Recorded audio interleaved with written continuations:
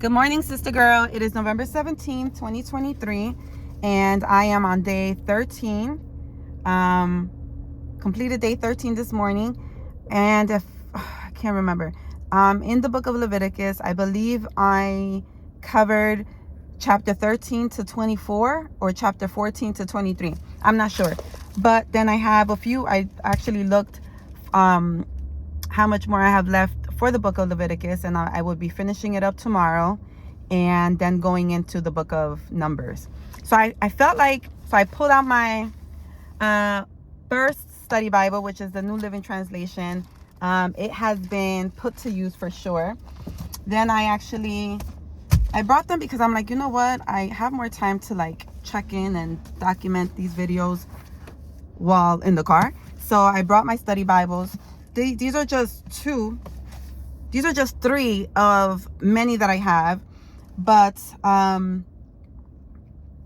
yeah. So I have the New Living Translation Study Bible. I love using these study Bibles and the different ones that I have, regardless of which translations they are, because of the study notes. So I have, I'll share because sharing is caring. I have the Life Essentials Interactive Study Bible. And this is in the Christian Standard Bible version. Then I have the Trusted Wisdom Practical Application Refreshing Insight, the Swindle Study Bible by Charles R. Swindle. And this is in the New Living Translation. And then this was also the Life Application Study Bible in the New Living Translation. So pretty much in the book of Leviticus, the purpose, and this is the breakdown of it, so that way I can you can have an understanding.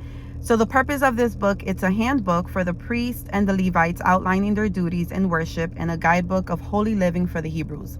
And the original audience was the people of Israel. And where it was written, it was in the wilderness during Israel's wanderings, somewhere in the Sinai Peninsula. And so, okay, let me just break it down. So it says here, the blueprint. It's the first outline. It says, worshiping a holy God. God provided specific directions for the kind of worship that would be pleasing to him. These instructions teach us about the nature of God and can help us develop a right attitude toward worship. Through the offerings, we learn of the seriousness of sin and the importance of bringing our sins to God for forgiveness. God gave clear standards to the Israelites for living a holy life. They were to be separate and distinct from the pagan nations around them. In the same way, all believers should be separated from sin and dedicated to God. God still wants to remove sin from the lives of his people. And so it gives us a breakdown, right? And the themes are sacrifice and offering, and it gives you the explanation and the importance. Then worship, the explanation and the importance. Health, the explanation and the importance. Holiness, the explanation and the importance. And Levites, the explanation and the importance. So I'm gonna break this down, and hopefully you guys, will have some insight on this. So the explanation of sacrifice and offering is there are 5 kinds of offerings that fulfill 2 main purposes. This is during this time, right? 1, to show praise, thankfulness, and devotion. The other for atonement, the covering and removal of guilt and sin. Animal offerings demonstrated that the person was giving his or her life to God by means of the life of the animal. The importance of this, it says the sacrifices/offerings were for worship and forgiveness of sin. Through them, we learn about the cost of sin, for we see that we cannot forgive ourselves. God's system says that a life must be given for a life. In the Old Testament, an animal's life was given to save the life of a person, but this was only a temporary measure until Jesus' death paid the penalty of sin for all people forever. The explanation for worship, it says 7 festivals were designated as religious and national holidays. They were often celebrated in family settings. These events teach us about worshiping God in both celebration and quiet dedication.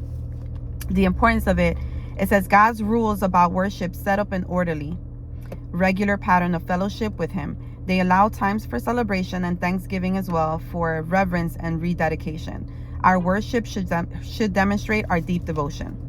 The explanation of health, it says civil rules for handling food, disease, and sex were taught. In these physical principles, many spiritual principles were suggested. Israel was to be different from the surrounding nations. God was preserving Israel from disease and community health problems. The importance of that was we are to be different morally and spiritually from the unbelievers around us.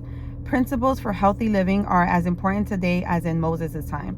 A healthy environment and a healthy body make our service to God more effective.